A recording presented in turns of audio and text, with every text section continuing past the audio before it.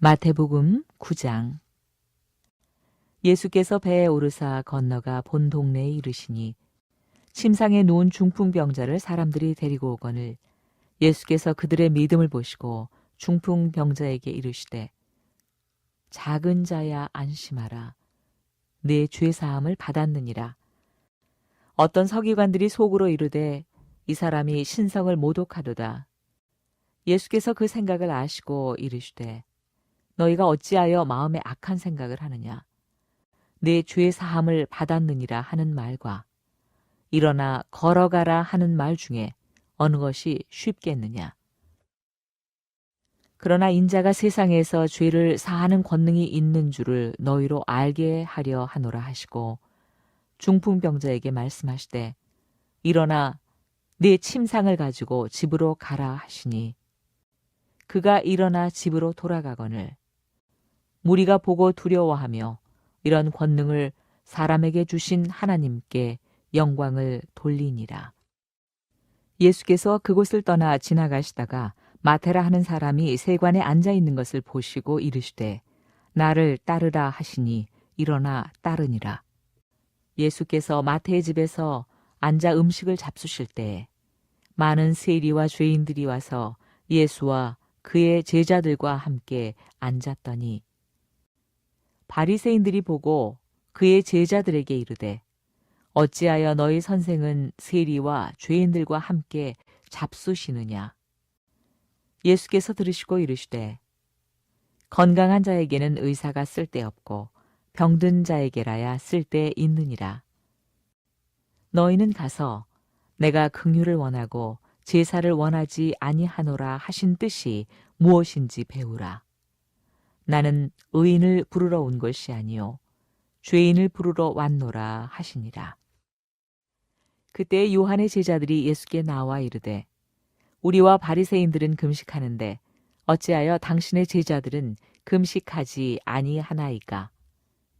예수께서 그들에게 이르시되 혼인집 손님들이 신랑과 함께 있을 동안에 슬퍼할 수 있느냐. 그러나 신랑을 빼앗길 날이 이르리니 그때에는 금식할 것이니라. 생배 조각을 낡은 옷에 붙이는 자가 없나니 이는 기운 것이 그 옷을 당기어 헤어짐이 더하게 됨이요 새 포도주를 낡은 가죽 부대에 넣지 아니하나니 그렇게 하면 부대가 터져 포도주도 쏟아지고 부대도 버리게 됨이라. 새 포도주는 새 부대에 넣어야 둘이 다 보존되느니라. 예수께서 이 말씀을 하실 때 한 관리가 와서 절하며 이르되 내 딸이 방금 죽었사오니 오셔서 그 몸에 손을 얹어 주소서. 그러면 살아나겠나이다 하니 예수께서 일어나 따라가심에 제자들도 가더니 12해 동안이나 혈루증으로 앓는 여자가 예수의 뒤로 와서 그 겉옷가를 만지니 이는 제 마음에 그 겉옷만 만져도 구원을 받겠다 함이라. 예수께서 돌이켜 그를 보시며 이르시되 딸아 안심하라. 내 믿음이 너를 구원하였다 하시니 여자가 그 즉시 구원을 받으니라. 예수께서 그 관리의 집에 가사 피리 부는 자들과 떠드는 무리를 보시고 이르시되 물러가라. 이 소녀가 죽은 것이 아니라 잔다 하시니 그들이 비웃더라. 무리를 내보낸 후에 예수께서 들어가사 소녀의 손을 잡으심에 일어나는지라. 그 소문이 온 땅에 퍼지더라. 예수께서 거기에서 떠나가실새 두 맹인이 따라오며 소리질러 이르되 다윗의 자손이여 우리를 불쌍히 여기소서 하더니 예수께서 집에 들어가심에 맹인들이 그에게 나아오거늘 예수께서 이르시되 내가 능히 이 일 할 줄을 믿느냐 대답하되 주여 그러하오니다 하니 이에 예수께서 그들의 눈을 만지시며 이르시되 너희 믿음대로 되라 하시니 그 눈들이 밝아진지라. 예수께서 엄히 경고하시되 삼가 아무에게도 알리지 말라 하셨으나 그들이 나가서 예수의 소문을 그 온 땅에 퍼뜨리니라. 그들이 나갈 때 귀신 들려 말 못하는 사람을 예수께 데려오니 귀신이 쫓겨나고 말 못하는 사람이 말하거늘 무리가 놀랍게 여겨 이르되 이스라엘 가운데서 이런 일을 본 적이 없다 하되 바리새인들은 이르되 그가 귀신의 왕을 의지하여 귀신을 쫓아낸다 하더라. 예수께서 모든 도시와 마을에 두루 다니사 그들의 회당에서 가르치시며 천국 복음을 전파하시며 모든 병과 모든 약한 것을 고치시니라. 무리를 보고 불쌍히 여기시니 이는 그들이 목자 없는 양과 같이 고생하며 기진함이라. 이에 제자들에게 이르시되 추수할 것은 많되 일꾼이 적으니 그러므로 추수하는 주인에게 청하여 추수할 일꾼들을 보내주소서 하라 하시니라.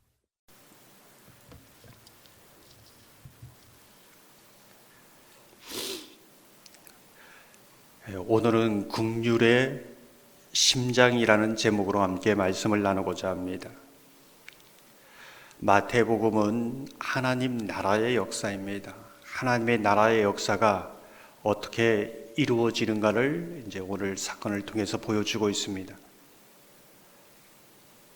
중풍병자를 네 사람이 이제 데리고 온 이 사건은 우리에게 무엇을 말해주고 있는가? 네 사람, 하나님의 긍휼을 아는 네 사람이 한 사람을 살려내는 역사다. 이제 이 부분을 보여주고 있습니다. 이 네 사람이 예수님께 어떤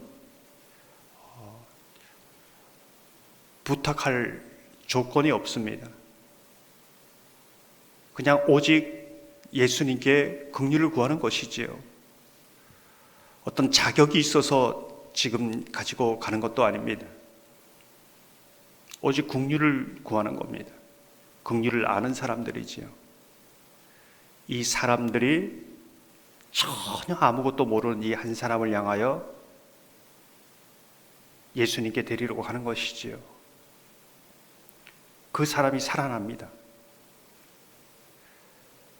하나님 나라의 역사는 정말 긍휼을 아는 사람, 예수를 아는 사람들이 예수를 전혀 모르는 사람, 그들 향하여 아낌없이 예수님께 데려가고 또 아낌없이 그것을 살려내는 역사다. 이렇게 이제 볼 수 있는 겁니다. 이게 하나님 나라의 본질적인 역사다. 그래서 하나님의 사람들은 정말 예수를 알고 긍휼을 아는 사람들은 이 중풍병자를 데리고 온 네 사람처럼 하나님의 긍휼을 가지고 사람을 살려내는 역사, 이 하나님의 역사를 이루어가야 한다는 것을 보여주고 있습니다. 그게 성도의 삶이고 또 교회의 사명이기도 하지요. 두 번째 사건이 이제 혈류병과 야이로의 딸을 고치는 사건이 겹쳐 있습니다. 특별히 혈류병 여인을 치료하는 이 사건은 무엇인가? 하나님의 긍휼을 보여주고 있는 것이지요. 우리는 인생에 수고하고 무거운 짐진 자들입니다. 크고 작은 문제들이 다 가지고 있습니다. 그 문제를 가지고 나아갈 때에 하나님께서 그 긍휼을 베푸셔서 해결해 주십니다. 그것을 혈류병 여인을 통해서 보여주시는 것이죠. 하나님은 왜 이런 문제 가지고 나왔느냐 이렇게 말씀하지 않습니다. 우리 인생의 모든 문제, 심지어는 사람이 도움을 줄 수 없는 그 본질적인 그 부분까지도 하나님 앞에 가지고 나오는 거죠. 그래서 하나님 앞에 아주 자질구레하게 이런 문제 다 내놓으면 뭐 하나님이 너무 귀찮으신 거 아닌가? 그렇게 생각 안 하십니다. 긍휼의 하나님입니다. 다 들어주십니다. 근데 이 야이로의 딸을 통해서 보여주는 건 무엇인가? 인생의 문제를 해결받기 위해서 우리가 예수를 믿느냐? 그게 정말 하나님의 긍휼이냐? 그것이 아니라는 거죠. 예수를 만나는 것이고 예수님이 인생의 목적이 되는 것이고 정말 하나님의 자녀로서 딸이 되는 것이 목적이다. 이게 정말 하나님의 놀라운 긍휼이다. 이 긍휼을 알아야 된다. 사실 기복종교 많이 얘기하는데 왜 기복종교가 됐냐면 복받으러 온다는 그 자체가 나쁜 건 아닙니다. 사실 어디 인생의 모든 문제 예수님께 가지고 와야죠. 다 얘기해야죠. 근데 그것만을 목적으로 삼을 때 기복 종교가 되는 겁니다. 기복 신앙이 되는 거죠. 그걸 통해 예수를 만나고 예수가 삶의 목적이 될 때, 진정한 예수님의 긍휼을 알 때 그 신앙이 정말로 건강한 신앙이 된다. 이제 이것을 보여주고 있는 것이지요. 이제 세 번째 이제 사건을 보면은 두 맹인의 사건이 나옵니다. 두 맹인이 하나님의 긍휼을 구하는 자의 태도가 어떤가, 이제 이것을 볼 수 있습니다. 예수님께서 그곳에서 떠나려고 합니다. 근데 두 맹인이 함께 소리를 지르는 것이죠. 나를 불쌍히 여기소서. 저는 이 모습이 기도하는 모습과 같다, 이렇게 생각합니다. 어쩌면 한 사람은 그냥 예수님께 그냥 나를 불쌍히 여기소서 이렇게 얘기했을 수도 있습니다. 그런데 옆에 사람이 믿음이 더 좋을 수도 있습니다. 예수님, 나를 불쌍히 여겨주십시오.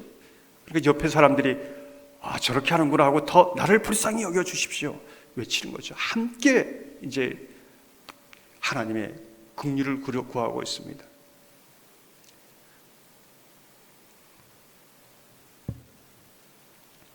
이 두 사람이 함께 부르짖는 이유는 오늘 보면은 예수님 아니면 안 되겠다는 겁니다. 들어주셔도 되고 들어주지 않으셔도 되고 이런 게 아니라 예수님 아니면 안 되겠습니다. 야, 조용히 해라. 그래도 부르짖습니다. 예수님만이 하실 수 있습니다. 예수님만이 도우실 수 있습니다. 저에게는 예수님밖에 없습니다. 이 간절한 믿음, 이 간절한 긍휼을 구하는 그 믿음이 예수님을 멈추게 하고 긍휼을 잊게 하였습니다. 이 새벽 기도할 때에 우리가 어떻게 긍휼을 구해야 되냐? 정말 예수님 아니면 안 되겠습니다. 예수님이 도와주셔야겠습니다. 누가 예수님이 나를 도와주지 않으면 나를 생각할 수 있겠습니까? 이런 이 두 맹인, 이 긍휼을 구하는 모습, 이것이 저와 여러분의 모습이 되어야 되지 않을까, 이제 이렇게 생각하는 것이죠. 그러면서 오늘 본문의 마무리를 이렇게 적고 있습니다. 37절 38절을 보면 이에 제자들에게 이르시되 추수할 것은 많되 일꾼이 적으니 그러므로 추수하는 주인에게 청하여 추수할 일꾼들을 보내주소서 하라 하시니라. 왜 추수할 것은 많은데 일꾼이 적다고 하셨을까? 어떤 일꾼을 말하는 것인가? 앞에 보았던 것처럼 정말 긍휼의 심장이 있나? 그런 신앙이 있는가? 긍휼의 심장을 가지고 사람을 살려내고 정말 어떤 인생의 문제를 넘어 예수님의 그 자녀로 살아가는 그 긍휼을 믿고 나가는 사람, 예수님이 아니면 안 된다는 그 믿음으로 나가는 그 심장을 가진 사람이 있느냐? 성도도 그렇고 교육자도 그렇고. 근데 사람들이 흔히 말하지 않습니까? 사람은 많은데 사람다운 사람이 없다. 믿는 사람은 많은데 정말 믿는 사람다운 사람이 없다.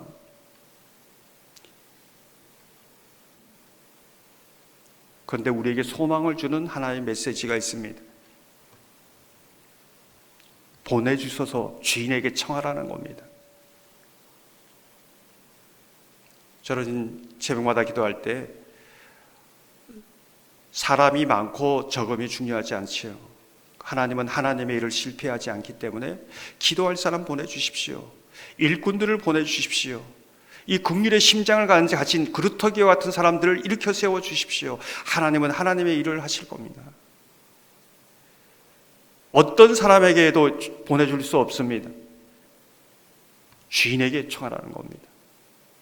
그러면 주님께서 보내주신다는 것이지요. 이 새벽 함께 기도할 때에 우리가 하나님의 혈류병 여인의 마음처럼, 두 맹인의 마음처럼 구하고, 또 함께 그 긍휼을 가진 사람들이 함께 사람을 살려내는 하나님의 역사를 이루어가는 이 마지막 때에 추수할 일꾼들이 되시기를 주님의 이름으로 축원합니다. 이 시간 말씀을 생각하면서